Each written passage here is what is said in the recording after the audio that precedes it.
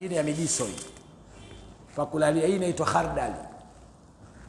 Sawa eh? Tumeelewa eh? Khardali. Inaitwa mustard seed inaitwa. Kuna mustard oil mafuta yake na mustard seed hii. Khardali hii ni muhimu sana. Ina faida lukuki. Nimepitia katika aliji nafsaka bitibbi aliji nafsaka bil ashab. Vipi? Nionyeshe bwana. Khardali hii hapa. Sawa eh? Khardali ya chenga hii. Chukua hii. Hii unachukua kijiko cha chai bwana. Full. Chemsha kwa lita kasorobo. Lita kasorobo ichemke barabara. Ile robo itoke baki nusu. Kunywa kwa kutumia kikombe cha kahawa kwa siku mara 3. Kunywa hii. Hii pia katika sifa ambazo za kuimarisha uume na misuli yake na nguvu na kupata stamina katika tendo la ndoa. Na wale ambao goli tu wala hajaingia golini tayari kishamaliza.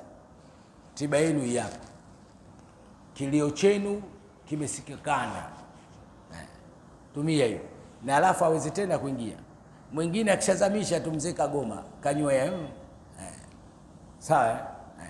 Kwa hiyo tumia hiyo. Tumieni khardali inaitwa. Mustard seed inaitwa hiyo. Hata kwa wale wanawake sio asikii kabisa tendo la ndoa au kimgusa wewe kama umegusa gogo. Tumieni na nyie.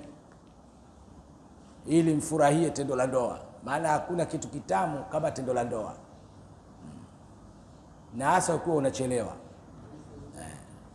Sio unapiga show dakika 2. Piga sasa show. Yule amalize na umalize.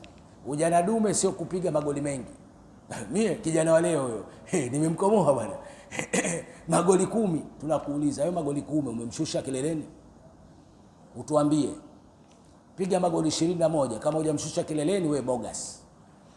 Piga goli moja takatifu. Lakini umemshusha kileleni.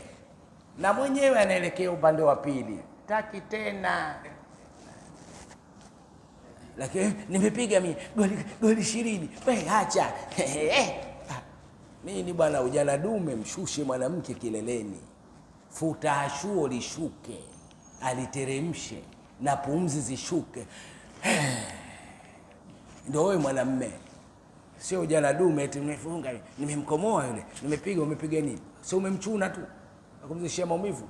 Jana dume mpige sasa, apige kelele sasa. Usimpe mwingine. Wallahu a'lam.